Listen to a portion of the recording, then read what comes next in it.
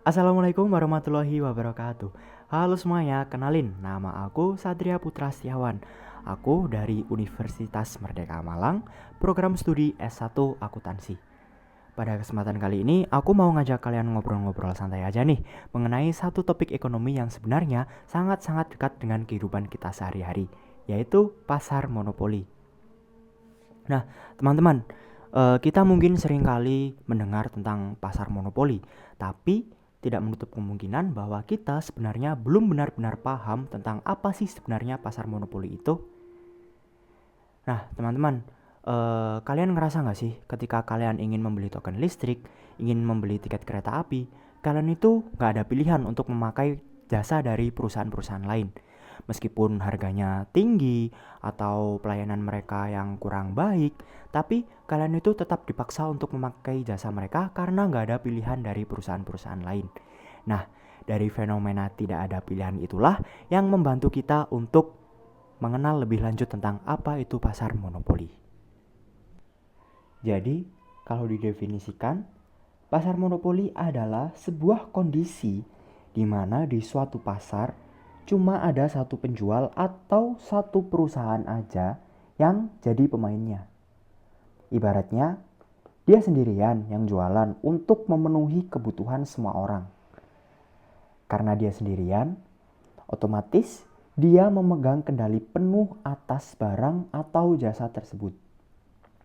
Nah, biar kita lebih mudah untuk membayanginnya, pasar monopoli ini punya 4 ciri khas yang unik banget. Yang pertama, pemain tunggal. Maksudnya, cuma ada satu produsen. Titik. Nggak ada toko sebelah ataupun merek yang lainnya. Yang kedua, nggak ada barang pengganti. Produk ini unik banget. Kalau kita butuh listrik, ya kita nggak bisa menggantinya pakai lilin selamanya kan? Tetap butuh listrik dari pusat. Entah itu untuk penerangan lampu, untuk charger HP, atau kegiatan-kegiatan lainnya. Yang ketiga, hambatannya sangat tinggi. Kalau ada perusahaan baru mau ikutan jualan produk tersebut, itu bakal susah banget. Entah itu karena butuh modal sampai triliunan, butuh teknologi yang super canggih, atau emang udah ada larangannya dari pihak hukum. Nah, ini nih, ciri-ciri yang terakhir dan yang paling sakti. Si penentu harga. Karena nggak ada saingan, perusahaan monopoli ini bebas menentukan harga.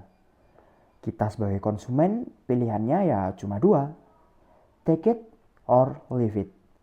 Beli atau nggak usah pakai sama sekali. Lalu pertanyaannya, kok bisa sih cuma ada satu perusahaan? Kenapa nggak ada pesaing yang berani masuk? Biar mudah dipahami, biasanya ini terjadi karena 3 hal. Yang pertama, pasar monopoli alamiah. Bayangin aja, kalau di depan rumah kita ada 5 tiang listrik dari 5 perusahaan yang berbeda. Atau ada 5 pipa air yang ditanam berjejer-jejer.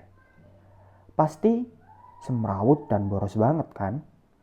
Nah, daripada ngeluarin biaya triliunan buat bikin infrastruktur yang berulang-ulang, jauh lebih hemat, lebih efisien, dan lebih masuk akal kalau cuma satu perusahaan raksasa yang ngerjain semuanya. Yang kedua, penguasaan bahan baku atau teknologi. Ibaratnya gini, cuma ada satu orang di dunia ini yang pegang resep rahasianya. Atau cuma dia yang punya ladang bahan bakunya. Otomatis, perusahaan lain gak akan bisa bikin barang yang sama persis karena modal ilmu dan bahannya gak ada. Dan yang ketiga, aturan negara. Nah, ini nih sebenarnya yang paling gampang untuk dipahami. Pemerintah emang sengaja bikin aturan hukum atau ngasih izin eksklusif kalau cuma perusahaan A yang boleh jualan barang tersebut. Swasta atau orang lain dilarang keras untuk ikut-ikutan jualan. Contoh nyatanya seperti ini. Di Indonesia, pasar monopoli ini didominasi sama BUMN, Badan Usaha Milik Negara. Contohnya, PT PLN untuk urusan kelistrikan, PT KAI untuk transportasi kereta api, PDAM untuk distribusi air bersih, dan juga Pertamina untuk distribusi beberapa jenis bahan bakar minyak. Lalu, kalian mikir, loh, bukannya monopoli itu merugikan ya? Kok malah dibiarin sih sama negara? Untuk kasus di Indonesia, ada alasannya. Kalau kita buka pasal 33 Undang-Undang Dasar 1945, di situ sudah dijelaskan kalau cabang-cabang produksi yang penting bagi negara dan menguasai hajat hidup orang banyak, itu harus dikuasai oleh negara. Coba bayangin, kalau air dan listrik dikelola sama perusahaan swasta yang niatnya cuma cari untung yang besar, harganya pasti bisa melambung tinggi dan masyarakat kecil nggak bakal sanggup untuk membayarnya. Jadi, monopoli oleh negara ini tujuannya justru untuk menstabilkan harga dan memastikan layanannya merata ke seluruh pelosok tanah air, bukan untuk kepentingan beberapa orang aja. Tapi, layaknya sebuah sistem, pasti selalu ada sisi positif dan sisi negatifnya. Kita bahas sisi positifnya terlebih dahulu. Perusahaan punya stabilitas keuangan yang kuat. Mereka nggak perlu bakar-bakar uang untuk perang iklan sama kompetitor-kompetitor lainnya. Jadi, dananya murni bisa dipakai untuk membangun fasilitas untuk masyarakat luas. Selanjutnya, sisi negatif. Karena konsumen nggak punya pilihan, kadang perusahaan jadi terkesan santai-santai saja. Inovasinya bisa berjalan lambat.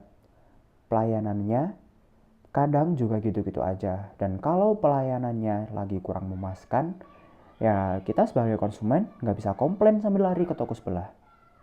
Nah, mungkin cukup itu saja yang dapat kita obrolkan pada kesempatan kali ini mengenai pasar monopoli.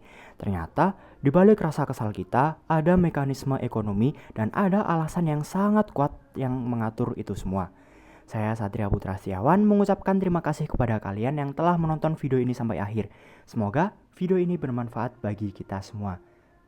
Sampai jumpa di lain kesempatan. Bye-bye.